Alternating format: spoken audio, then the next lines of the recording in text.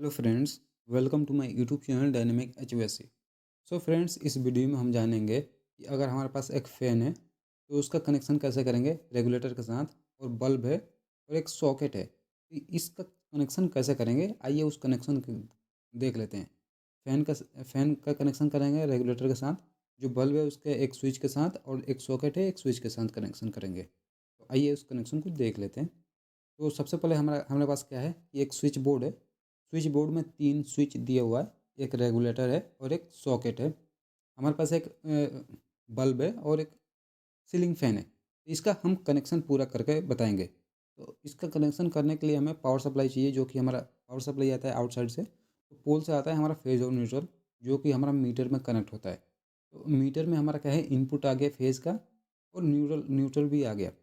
जो मीटर से आउटपुट आएगा वो हमारा एमसीबी में आएगा, एमसीबी के इनपुट में। तो यहाँ से फेज़ आ गया और यहाँ से न्यूट्रल भी आ गया। तो हमारा जो पावर सप्लाई आ गया एमसीबी के इनपुट में, यहाँ से आउटपुट आएगा। आउटपुट जाएगा हमारा स्टेबलाइजर के इनपुट में। तो यहाँ से स्टेबलाइजर क्या है, स्टेबलाइजर में गया फेज़, और यहाँ से न्यूट्रल भी कनेक्ट हो गया।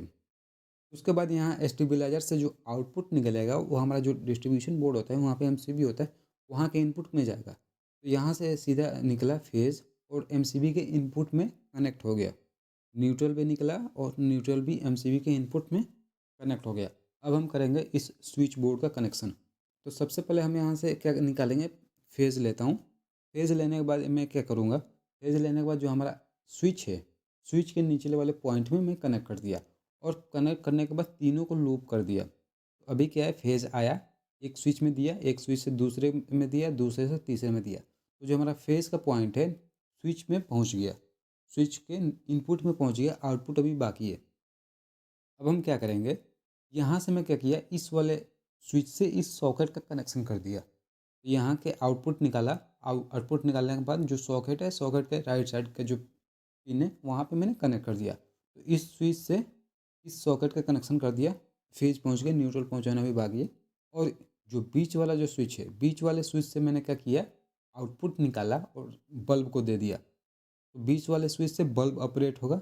और ये वाला जो पहला वाला जो स्विच देख रहे हैं, इसको हम रेगुलेटर के साथ करेंगे कनेक्शन। उसके बाद हम रेगुलेटर से निकालेंगे और सीधा जाएगा हमारा सीलिंग फैन में। तो जो हमारा स्विच है, स्विच का आउटपुट मैंने लिया, और आउटपुट लेने के बाद जो हमारा रेगुलेटर है, रेगुलेटर के इनपुट में आएगा।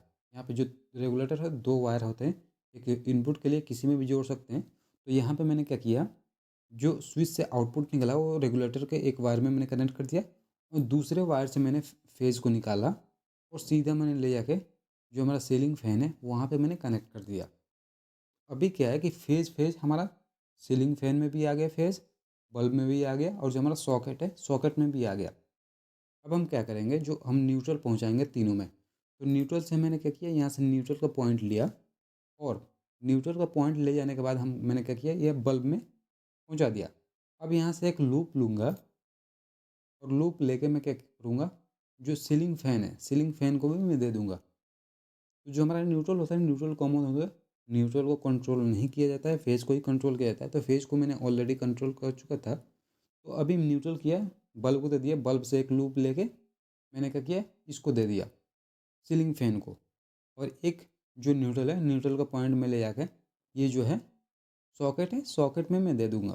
तो न्यूट्रल का जो पॉइंट है, न्यूट्रल का पॉइंट सॉकेट में भी पहुँच गया, बल्ब में भी पहुँच गया, और सीलिंग फैन में भी पहुँच गया।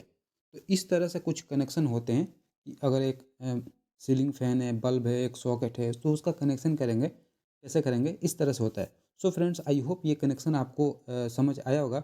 सो फ्रेंड्स, अगर आपको ये वीडियो अच्छा लगा हो, लाइक शेयर एंड सब्सक्राइब करें। Thank you for watching this video. Thank you.